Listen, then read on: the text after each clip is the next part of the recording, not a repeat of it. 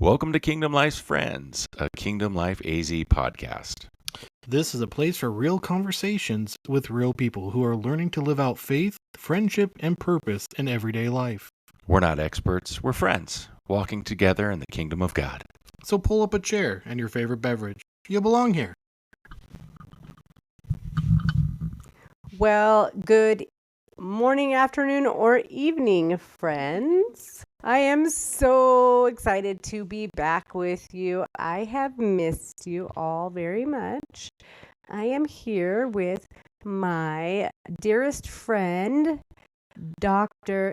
Ayo, and the amazing Lacey. Not a doctor, but thank you. I don't got a cool AO thing. Yeah. Not yet. Not yet. You'll get one. I have a bachelor's of science, so I got BA. Right, so wait. Okay, so wait. BA I mean, does this not is- work the same. It doesn't work the same, but we can start with a funny story if you want to start there, Lacey. Okay, because I have a Bachelor of Science in Biblical Studies, which gives me a BS in BS.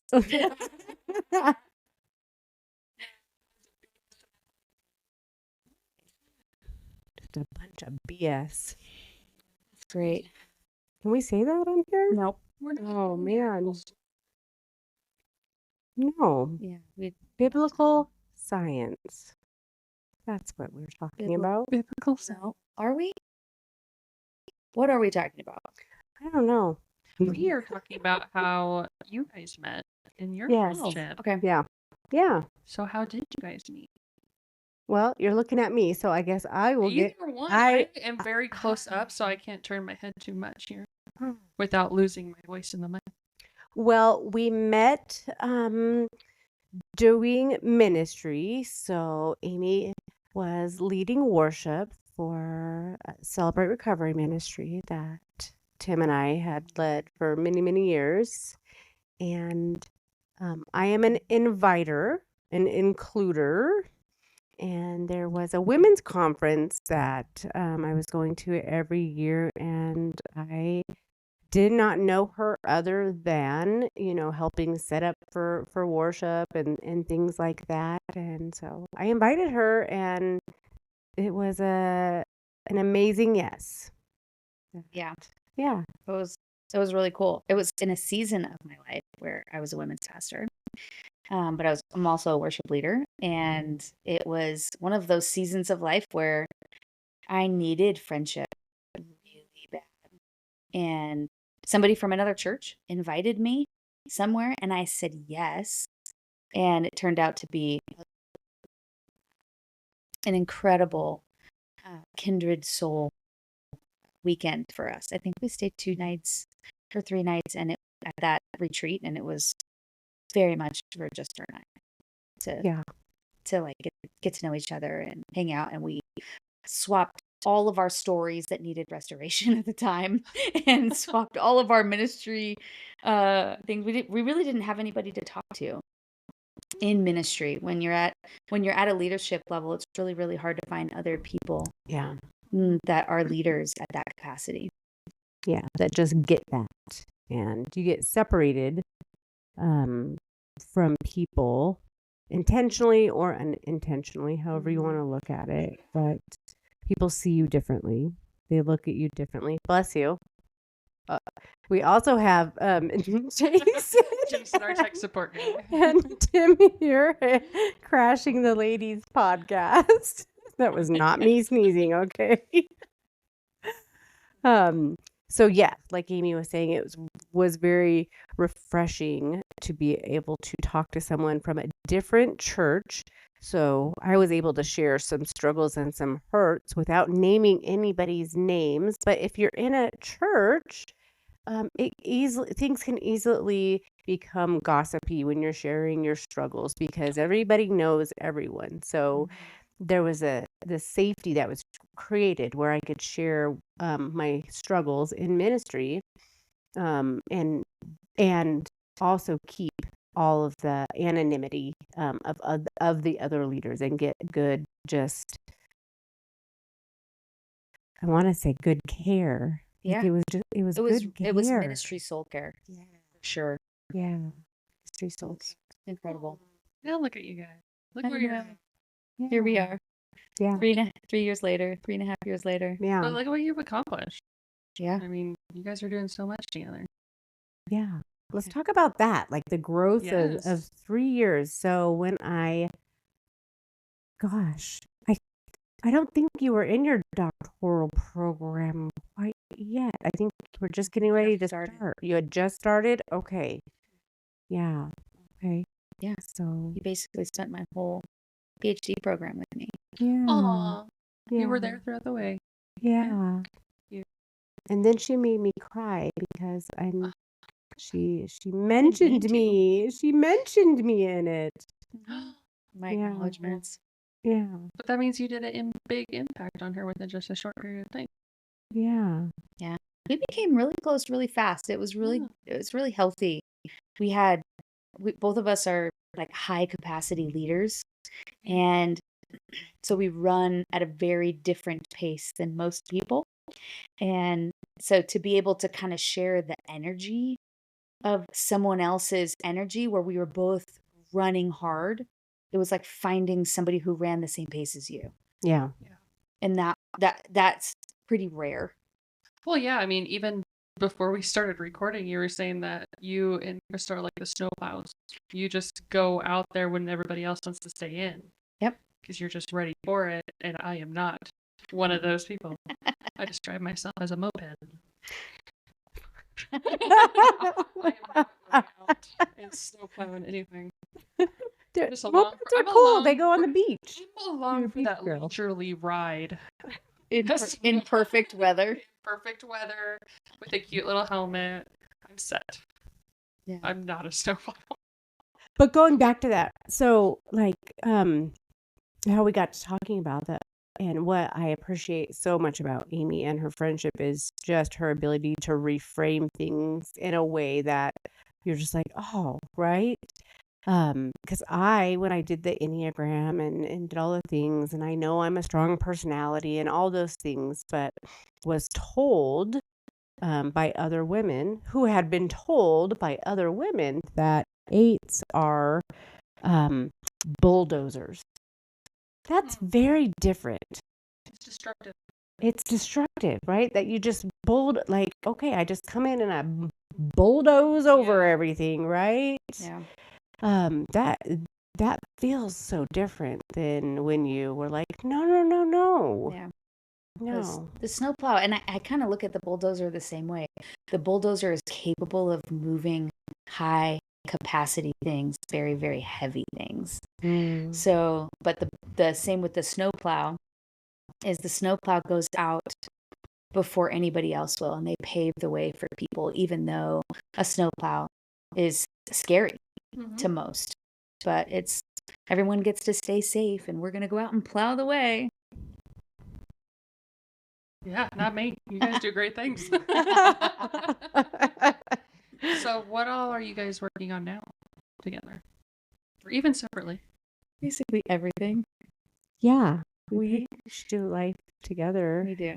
And I don't know. How about mental health? Let's talk about Yeah. Hope and Health Hub. Okay. So where did that come from? How did you start Hope and Health Hub?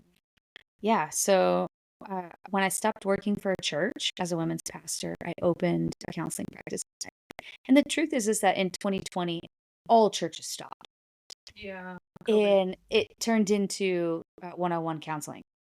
Most churches turned into one-on-one counseling or with just a few people. And so my life basically turned into a counseling session every single day, all day, or by Zoom. Like that was the method of communicating with the church.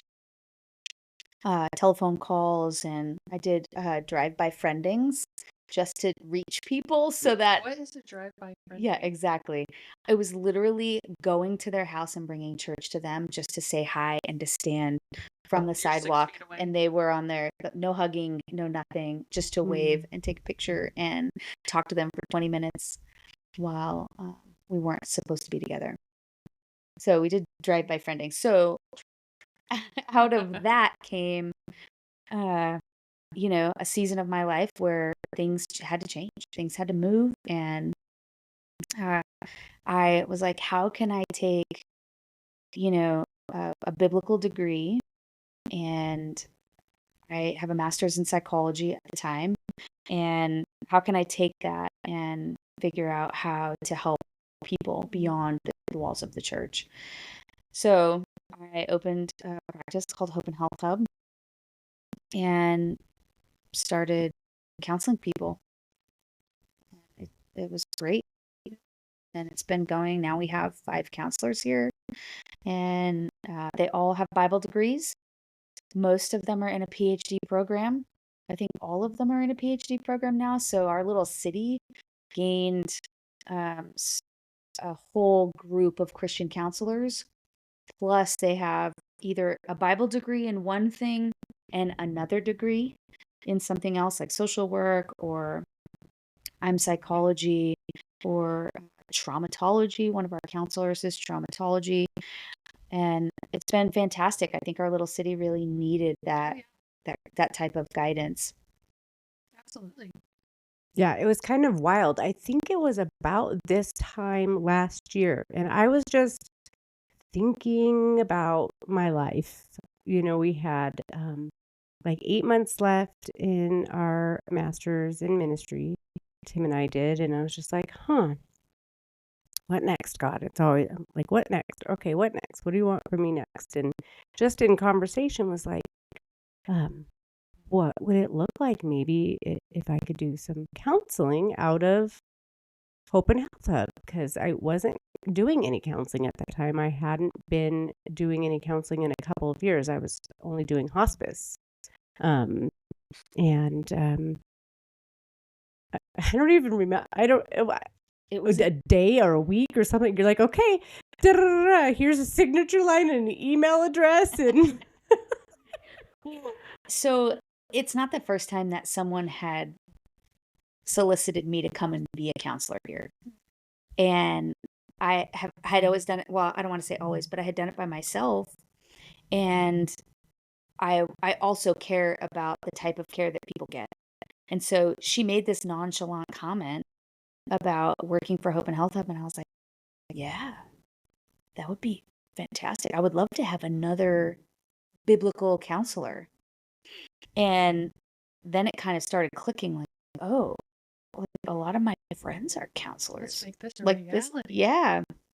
And it wasn't hard to set up, at least on my end. And so I have Crystal and Tim and, somebody else who's in psychology and traumatology. I was like, this is amazing. But they're already counselors. And so, but they all have, I can trust that they're going to give biblical advice on top of the knowledge that they already have.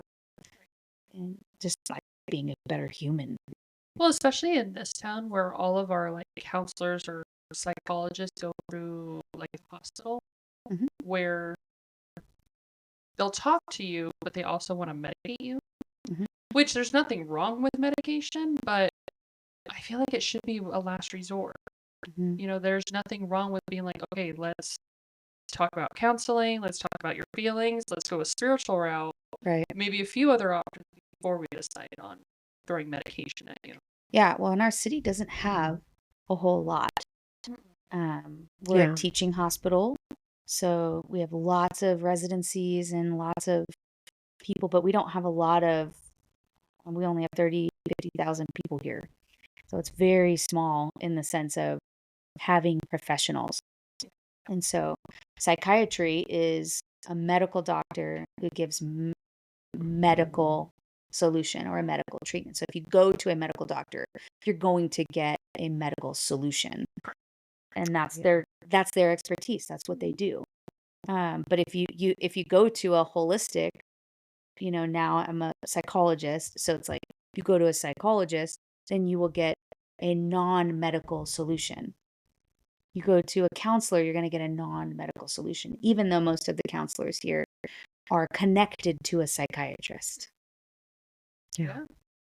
It's pretty amazing. That was one of when I left the community mental health world, before I went into hospice, I was a supervisor at an inpatient psychiatric unit. But that was one of the areas that I was really struggling as I grew in my relationship with Jesus.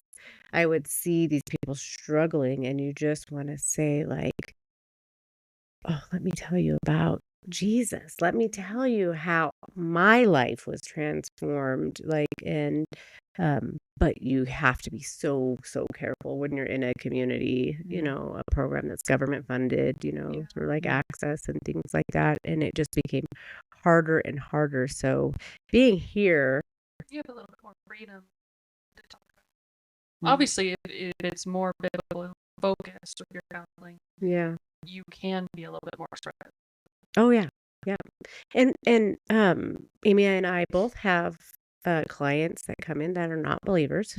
They see, Hope and Health Hub, but they don't necessarily see that they're scheduling for, pastoral counseling, or I don't know how that gets overlooked, but you just focus on the counseling part. And I still don't, I don't push that, but there's a little more freedom to plant seeds Mhm. there. Well, have you ever had anybody who was not a believer come in for counseling for you guys and then All the time. decided to start following?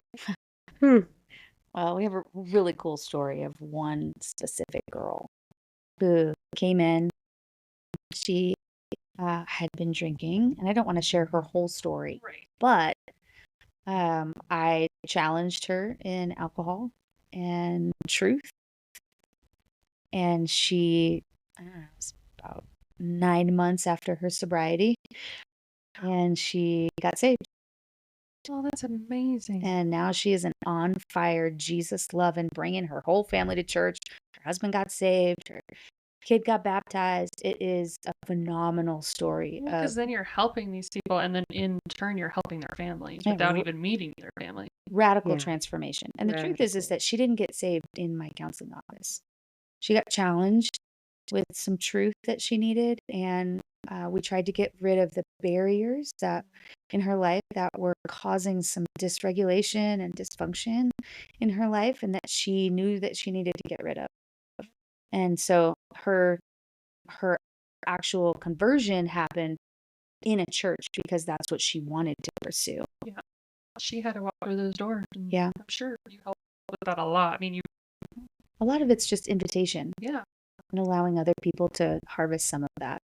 I mean, it's really special to me because I'm the one that got to pray with her. So You were her and first step. then the cool thing is Crystal got to baptize her. I I got to be did. there. Yeah. Aw, So so we're Not the even, tag it wasn't team. even all on purpose. Like Amy did not introduce us. It just was just- all God. things just kind of fell in place. It did. Yeah. Yeah. So it was a really cool story. Hopefully someday we can get her to share her whole That would be testimony. really cool. Yeah. So be good. Yeah. It would be Mhm. good. It's very special. She's very special. The whole family is very special. Yes. Yeah. We love them. We do.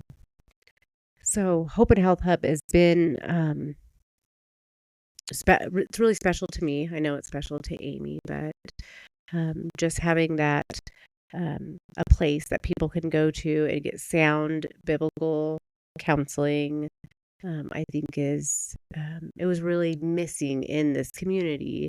And I mean, don't get me wrong, there are other Christian counselors, but I think that they were maybe a little more isolated, if that's the word. It's not. I think that they're coming from the church. Yeah, because the only counseling that focuses, not necessarily focuses, but involves the biblical studies is I've seen the counseling at churches. Correct. Yeah. Not its own Yeah. separate like facility. Yeah. Right. I guess that's what I meant That's by we're an isolation. independent LLC that actually functions outside of the walls of the church. Which, I mean, it makes people more comfortable because there might be some churches who don't offer that, so people don't know it exists. Correct. Or they feel like, ooh, if I go to this church, I have to go to this pastor for my counseling. It's like, no. And that's a really good point because I think we've had a lot of success in knowing a lot of the pastors here and them feeling comfortable with sending their people to us. Yeah. Even though I don't think that's our main clientele. Our main clientele is they find us on Google. Yep. Everyday But people. the availability and the willingness to see people that come from churches is really, really cool to be able to say, hey, this is a whole team of biblical counselors. So not only have that biblical degree, but also something you might need, a counseling or a psychological degree.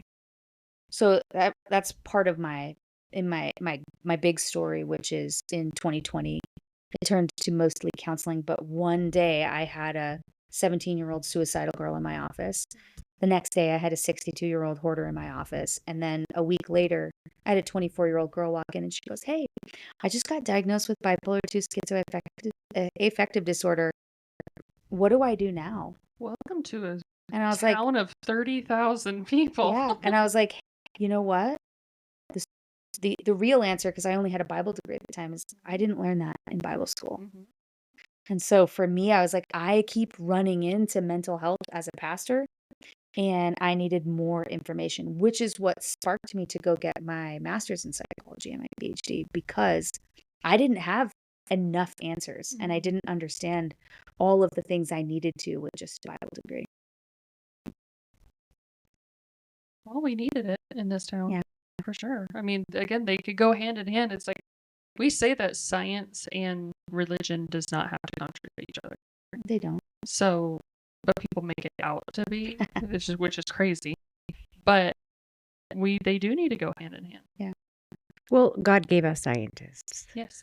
right? He gave them their minds, to figure out all of these things. I think is what happens is that through our training, in like secular training, because I have a master's degree in social work, and then we just completed a master's in ministry, and mine is a concentration in women's leadership, but going straight to the diagnosis. And I find myself saying this a lot to people right now, like, we're not going to pathologize this. There's not, everything is not a pathology. Everything is not Disease or disorder. disease, Yeah. right? Sometimes we just have life experiences that we're struggling with, and it's not,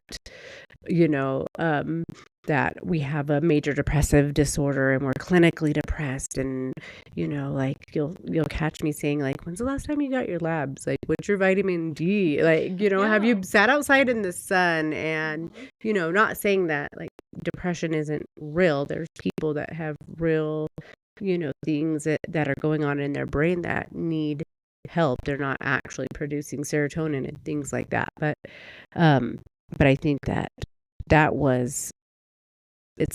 is a relief to me here in getting to talk about the Bible and redirect people to the Bible when that is what they choose, right? And learning about identity in Christ, and a lot of these modalities that you learn in college when you're going through social work or a mental health counseling or an addiction counseling degree or any of those, there's those modalities are so rooted in the Bible, that, I mean, you can just go back, like in cognitive behavioral therapy, that's biblical, It's right? renewing your mind Right? to Yes. think on the things that are true and the things that are lovely Yeah. and the things that are good. I mean, I will say from a personal point of view is that I was on and off antidepressants for the last 11 years, since my like junior year of college. And so I was on and off of it, but pretty like on it for the past 5 years. And I would say about a month and a half ago, I did something that they tell you not to do, but I did it because it's me, because I'm a moped. And and I just stopped taking it. Oh, Yeah, okay. I know you're not How did supposed that to. feel? I felt perfectly fine. That's not I mean, normal. at most, Disclaimer here, don't do that. Yeah, don't do that. don't do that at all. Titrate. It was the most I had was like a headache for like a week. That But would make sense. I felt no need to take it anymore since I started going to church on a regular basis and my discipleship class and Yeah. everything. It all went away. So it's like, no, I went to, when I first started taking them, I was going to a Christian university. So it's like, and I went to a counselor there. So at the time, that was what was best for me. But now I'm at a different part of my life Yeah. where it's like, no, I don't need these. I have Christ. I'm good. But it's still okay if I needed it. Yeah. Look, I have been on and off of mental health medications since I was a wee little child. Back when they called it manic depressive disorder. Yes. Some amazingly brilliant Make it sound so, pediatrician. like, scary. Yeah. Some pediatrician when I was 12 years old diagnosed me with manic depressive disorder, which is now called bipolar disorder, which you don't diagnose at 12. Anyway, but due to that, that's a whole nother episode, which led me to decades of being on and off, very strong mood stabilizers, sometimes antipsychotic medications and things like that, because I would go into the doctor's office and, yeah, sure, I'm bipolar. I got bipolar disorder. Okay, here you go. Da, da, da, da. It's so easy. Here's a Well, pill. right. And I was struggling with things, right? Because I'm in recovery. I was in a domestic violence marriage. I was completely, dysregulated with no coping skills and, being emotionally battered, of course. Yeah. And they're like, here you go. Here's an antipsychotic. Sleep for 7 days, right? So, anyway, so just, decades and decades of going on and off of medications. And recently, it's kind of funny, due to like pharmacy issues, go Kingman, Yes. lack of pharmacists, I was like, I did what you did. Don't recommend it. But that's the And exact reason. I know what you're going to say. That's the exact reason I did it. oh, I'm like, gosh. I am waiting too long Yeah. to get my medicine. Yep. That I am been off of it for a week, not for my doing. So I said, forget it. And it Yeah. ended up working out. And it's true. Don't do that. Yeah. You shouldn't do Talk to your doctor if you want to get off of medication. that. Yeah. Don't just quit it. Yeah. But I went off the medication. We were traveling. We went to Tennessee, didn't have the medication, and was having these just bouts of emotions, meltdowns. I don't know what Not you want to call emotion. them. Like God forbid we have some emotions. some meltdowns. And in talking with Amy and all of these things, I did go and refill the medication in December. I haven't taken it yet, but I have it. It's like a little security blanket in there for me. But Also, a whole nother episode. yeah, also a whole nother episode. Hoarding medication. I know it's there. Sometimes that psychosomatic response, but I think we discovered that, yay, I'm 46 years old. There's other things going on. Yeah, you don't get out of perimenopause. She said it out You loud. don't. Sorry. You don't get out of your developmental age. The guys are like, I'm what are we sorry. talking about right now? Did they just say You can't get perimenopause? out of your developmental age. Ugh, Listen, not You're, The you're a good 30s? person. the 30s are called She doesn't want me to yell at her. You're a good person. the 30s and 40s are where we have a midlife emotional stability shift. As I just got off my antidepressants.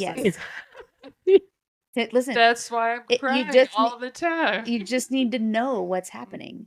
Your body is shifting and changing to go into perimenopause at some point in time in your 40s. And it's called midlife emotional stability shift. MESS. It's a You hear that, mess. Jason? I'm just a mess. Well, Love you. but that's part of your developmental age that most people don't realize that they're having that It stability shift. sucked so bad. Can I say that? But most people don't even know it's that word? happening. They legitimately don't know it's happening. And so if that's the case, if you knew that you were actually going through it, then you wouldn't feel so crazy. Well, you are a doctor. So Yeah. I do believe everything you're saying right now. That's great news. And when I where get did my it- doctorate, will people believe everything that I Yes. say? I mean, Yeah. only sometimes. Only sometimes. Unless Amy's in What the room. Wait. I know she'll always. The teenagers won't. I'm sorry. As They I still sit- won't. Yeah. I like how this turned from how did you guys meet and became friends to perimenopause and Lacey being a mess. Yeah. Here's the This thing. is how we. It do is. It is a mess. But if you knew that you weren't crazy, it wouldn't feel so bad. Yeah. Because most people feel alone and they feel like they're going bananas. Yeah. And that's Yeah. it's actually not true. Like there are shifts that are happening inside your body, and then in your 30s, women ask, how did I get here? Like how did I get here? What's my history? Who's my family? What's my trauma response? What are all my things? And that's a question that creates a lot of instability as well, Yeah. because you feel like you have to relearn so many things in your life. So Yeah. if your body is a mess, which is just normal because we do so many self-sabotaging things to our body and we don't treat it correctly. And I'm like nutrition freak or anything like that. But stability, it was all my research. So all of my research was based on emotional stability. How do we get emotional stability? And midlife is a really hard time. That 15, 20 years is really hard on the system itself. And then 46 is not fun. and then perimenopause hits. And then it's like, like one of those little magic balls or something different pops up every day. Eight balls? Yeah. Magic game. But it's a different perimenopause symptom. And so you're like, wow, I didn't even work out and my knees are swollen. Why did the inside of my ears itch? Did you know Yes. that is a perimenopause? But from what I hear, Yes. that's also a sign of pregnancy. So that's a lot of like. That's a lot Well, of well, confusion. that's hormones. Yeah. That right? A Both lot of are confusion. Like, hormones. am I giving birth or am I dried up? But my ears are itching either way. Welcome to being a woman. Thank you, Yeah. Eve. Just a bunch of friends having fun here. That darn it's true, like, apple. I think that emotional stability is not something that's talked about on the regular because we're busy going to medical doctors and getting medical answers Yeah. instead of getting some of our human issues taken care of and treated, and understanding that you're probably not that crazy and your body is shifting and changing, and let's throw in straight mental health, mind, body, and soul. The Bible says that we are mind, body, and spirit. And so those three things go hand in hand. God made all of those things. Yeah. And so we have to address all of those things. Not everything you have is a spiritual issue. And I think that Yeah. we're going to talk about that in the next episode, right? Perfect. We're going to talk about that more. So I want to leave us ladies that are listening. Guys, I hope that you enjoyed this as well. I think that you can't go wrong with listening to this, and hopefully it will help you have ears to listen and hear what your ladies are going through. But what I would want you to take away from this last part of the episode is that you're not alone. So have somebody to talk to, speak up about it. If I would not have spoken to Amy about it and our other friend Kieran, we had these conversations where I was like, I don't know what's going on. Why does everything feel so big? And we just talked about it for hours, literally hours, right? And so I just sat on the decision to see if I really needed the medication or not. And I have not had another meltdown. It's been like 2 good months. My husband is clapping. You can see it. Yeah, he's clapping big time. But I have not had any more emotional breakdowns in 2 months. I've had hot flashes, yay! But I think there's so much in just knowing. There was so much healing in knowing, because I did legitimately feel like I was losing my mind a bit. So speak up. Speak out. Being a person is complicated. Being a human is complicated. And get help. Yeah. Here's the thing. There's Yeah. Christian counselors out there. You have to find them. If you have to go on Zoom, if you have to go to your church and try and find a website, if you have to, whatever you need to do. Yeah. Every transition in life is dynamic and it's moving and it's changing and families are changing and life is hard.